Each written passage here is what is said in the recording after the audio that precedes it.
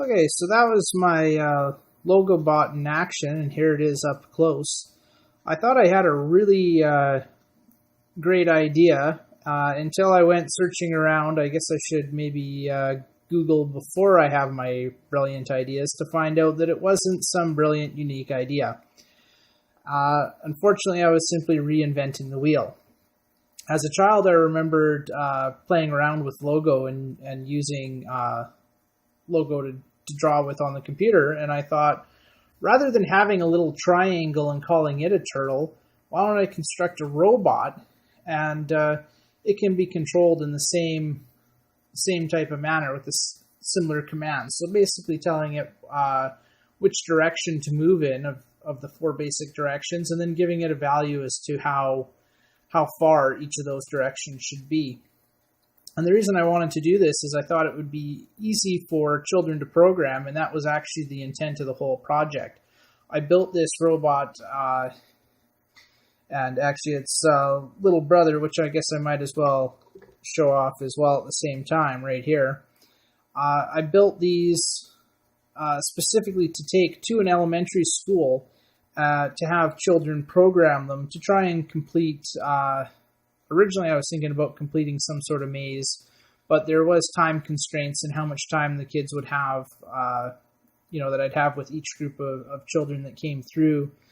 So I decided instead we were just going to let everybody write a simple little program, and because I learned very quickly that they didn't have time, to sit down at the computer, and that I had to streamline the process and make a few compromises along the way. But in the end, this is what I wound up coming up with, and this is what I had taken to the school.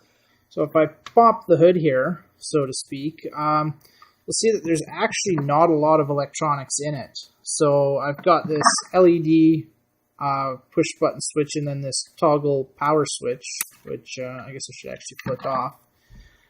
But if I open it up, there's not a whole heck of a lot in here. So I've got this USB cable that was sticking out the top, and it's actually just a USB to TTL serial converter. 2303HX won't work under newer versions of Windows, which is fine with me, because luckily these things work, whether or not they're the original or not, I don't know, but they work perfectly fine under Linux, so that's fine, because that's what I use on all my computers. The robot itself I constructed fairly inexpensively. I've got these two gearhead motors here. I believe they're 24-volt motors that were salvaged out of a commercial vinyl printer. For power, I simply used AA batteries here. I've got some alkaline AA batteries, 8 of them in total in series. And the reason being is to get a decent voltage to drive these motors with. As for the control circuit here, there's not a whole heck of a lot to it. Try and move some of these wires, not that I guess it matters too much, but we've got a PIC microcontroller in here, 16F628A microcontroller driving it. So I have the serial coming in. Obviously, the ground is tied in with the common system ground, but these two, the two data pins are hooked up to the PIC's hardware serial UART port.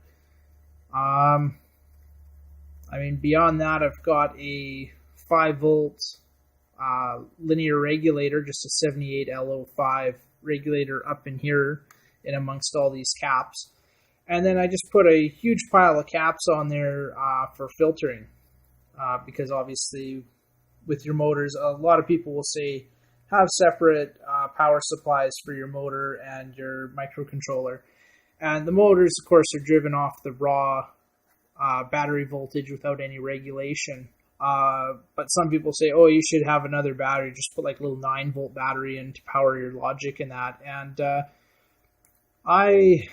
I've been able to get away without doing that quite a few times, and it's not just a matter of having enough capacitance there, but I also spread it out over a whole bunch of different capacitors. And the reason is to make sure that even if they are shitty caps, that the total ESR is low.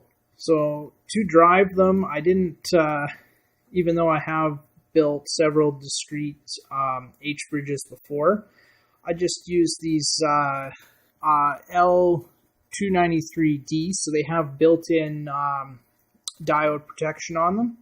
I believe that they are rated for 600 milliamps max per channel. There's there's 4 push-pull drivers in there, so you can combine them into pairs there to use as H-bridge. So you get 2 H-bridges out of the chip. And what I did is I socketed it in case so I could change them out easy. But I didn't have issues with just one, but I didn't even bother trying. I took some measurements, and it was going to be pushing them right to their limits, and I didn't want it to fail while I was at the school. So what I did is I just piggybacked 2 of them on top of each other and soldered them together. Soldered the top one onto the bottom one, and then the bottom one is in the socket, so I can pull them out as a pair. I was in a hurry, so I didn't take a lot of time to think about my layout on the strip board here.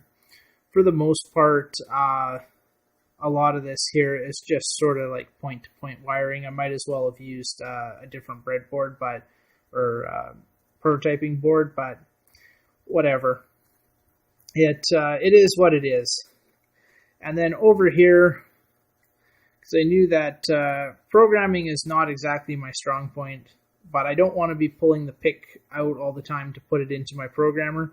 So I included a in-circuit serial programming header there, so I could plug my PIC kit directly into this and reprogram it without having to pull the chip out. And the construction didn't take that long. The programming drove me nuts. I actually thought I wasn't going to get it. It was the serial communication took me a long time. This was my first project in which I've actually implemented serial on a PIC.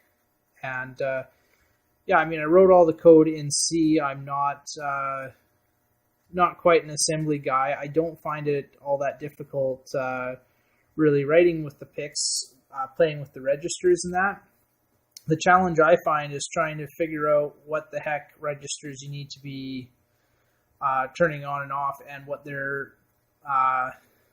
they've been named in the header files. So just a little bit about the physical construction. Obviously, you saw how the motors were mounted inside. Got the wheels mounted on here with these little shafts that I created that simply fit these wheels and then slide over top of the shaft on the motor, and then I just use a little set screw there to secure it to the flat that's on the motor shafts. And I went with a tank style drive on this with just the 2 wheels, and then the front wheel is just this caster here that can spin around, rotate 360 degrees. And the entire thing is built in this plastic enclosure here, which if flip over, you see is actually an old Fancom controller. Fancom, along with Shoretime manufacture, from what I can tell, I believe that those are the 2 primary manufacturers of farm automation equipment. So this used to be a control box for some farm equipment, some automation. So now I'll take a look at the smaller bot that I created as well.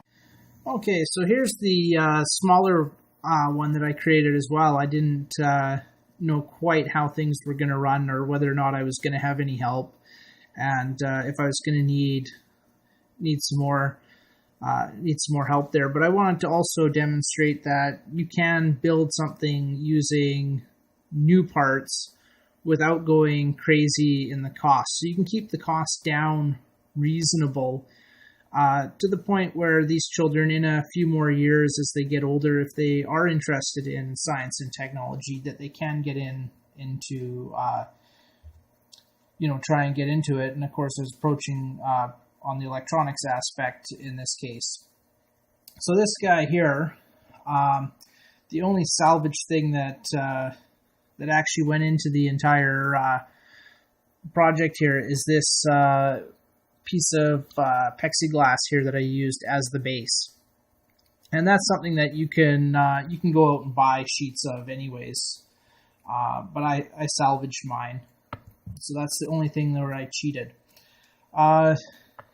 So on this one, it is spin it around. So you got the same basic setup here as last time. So I got the in-circuit serial programming, and then this here is for the USB to serial cable to plug in, and I just got marked out here with some felts. So red, green, it was white, and black, so I knew which order to plug the cables in. So it's the same cable as used on the other, on the large robot that I built. And essentially it's pretty much the same. There's a few small differences. So in this one, I happened to, because I thought afterwards I might want to modify this a bit. So I used a PIC 16F687, which has an extra 2 more I/O pins, and I believe it has I think it might have a little bit more program memory. I can't remember, and it has a analog to digital converter built into it, which the other one does not. You'll notice there's a lot more components on the board here as well, and some of it looks kind of bodgy in here. I did have some issues, and I started madly changing things around when it turned out to be a simple fault. When I did finally track it down, I believe it was somewhere there was just some well, it was actually 2 things, which is why it was causing me so much grief. One of them was a fault with the code that I had running on the PIC, and the other one was somewhere on the board I had a little bit of resin left on the board that was a bit of a short there, so it was just throwing things off. But I have a lot of diodes because I do have this set up so that the chip could be powered in multiple ways. So you can power it from any of these, from either of these 2 headers up here, without powering up the motors. So you power up just the microcontroller. So for this one, the driver is a little bit different. I'm using a ULN2803. It's basically 8 Darlington pair transistors. And I believe there's protection diodes in it as well. Well, obviously there is because I didn't add any. And the reason being is instead of using regular motors for this one, the cheapest motors I could find were these gear-reduced stepper motors. So I simply took 2 of them and stuck them back to back here. I just used some bolts that I cut down that only go in partway into these nylon spacers here, which are actually designed to be used with a slightly smaller bolt. So I just ran a tap in a couple turns, whatever I could hold it with my hands or a pair of pliers or something, these spacers as I threaded them. And I managed to get them stuck back to back like this. And then, as you can sort of see in here, I took my mini lathe, which I can convert into a milling machine, and I just used it to mill out these corners here. That's how I got them nice and with that nice round corner. So I took out both corners so that the wires could poke up, and then these little plastic covers here have a nice flat spot on them. I just used a couple drops of super glue and stuck that on there. And I can't remember if I used a clamp or some tape, but yeah, I got that to stick down. Now this the battery holder here is kind of large, and you'll notice there's a bit of glue residue right here in the middle on the underside. And originally I tried to glue it there and glue it just far enough that I could slide the batteries in and poke them. And if I turn the caster this way, I could do the same thing and get the batteries in on this side, and it would just clear the battery pack, the front caster there. That did not work. It wound up popping right off. So, of course, I wasn't going to start over again over a little glue residue, especially not with the project that I had a time crunch on. So I was relatively happy with this caster here being slightly giving it an angle so it's tilted downwards, sort of like this. Kind of gave it a little bit of a race car look and feel to it. So I just bolted the front caster on here. Now, when I was having issues, it was looking like it might be some sort of power supply related issue, and I did not have a working oscilloscope at that time, so I was working relatively blind, and I thought I might actually have to bite the bullet and add a second battery, and have these batteries just power the stepper motors and provide a second battery to power the microcontroller. So that's what this little slot here is for. That's actually milled in. Let's see, get that. I milled the slot in on the underside of this here and just milled right through a little bit there and milled a slot there. And what I did is I just stuck a zap strap around there and had a 9-volt battery that sat in between these the bolt heads. So I had it sitting here and then brought the zap strap up around. Once I did get the problem solved, because obviously that didn't fix it, once I did find the problem and solve it, though, I decided to remove the battery pack and switch the power supply back around, which is why it's kind of it's very bodgy looking in here in little bits, because I've removed components and then put them back on afterwards. Tried to make changes and undo some of those changes. So in the end, it did wind up working not too bad. There is still an issue with this one, and I don't know if it's a bug within the microcontroller. If I maybe have a defective microcontroller, I might have done something to it. But it does have a problem with program retention. But this one I added in a second LED, so there's a power indicator, which the switch is a little how you do there. Mounted it off with the wires coming in, and that's just because I completely forgot to put the power switch in until after I already had the terminal block and everything in there mounted. And then there's this little tactile push button, and that activates the second LED, which lets you know that it's going to run the program. It's supposed to run through and then end. But it doesn't do anything, and if I remember correctly, that was the issue. So I think I might have changed this one because I was having issues with it working intermittently, and what I wound up doing is you have to turn it on, program it, you have to leave it on, take it out, go put it down, in the starting position, and then we'd let it run. So yeah, it's just basically the same thing, slightly different code, because instead of driving an H-bridge, you're driving these stepper motors, and it allows a little bit more precision with the control, because instead of simply driving the motors for a certain amount of time, you can have it issue so many steps. And with the language that I had come up with, I didn't want to have a difference between the two, so it simply multiplies a fixed number of steps by the number that you give it of how far it should move forward. The rest of this video, I'm just going to talk about a couple of the other things that I discussed with the children to try and get them excited, and what else I brought along. So like I said, I had my laptop there to program them, but we didn't move directly into these guys here. First talked about some simple things that they could create at home. So this here is just a simple bristle bot, which, I mean, you can find them all over the internet, as is this guy here. So this one here just has a slightly larger motor with an offset weight that I found. You can get those out of all kinds of places. We just talked about salvaging them out of like rumble, game controllers that have a rumble feature. And all I did for this here was I simply switched it with a transistor that was controlled by a Hull switch here.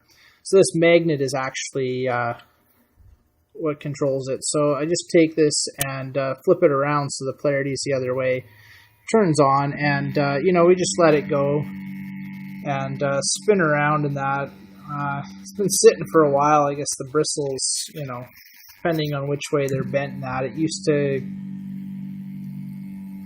have a slightly more interesting pattern than that. But we simply talked about how this was something that they could create at home, even at their current level with, a minimal amount of help from mom or dad, or whoever, maybe an older sibling could help them out with it.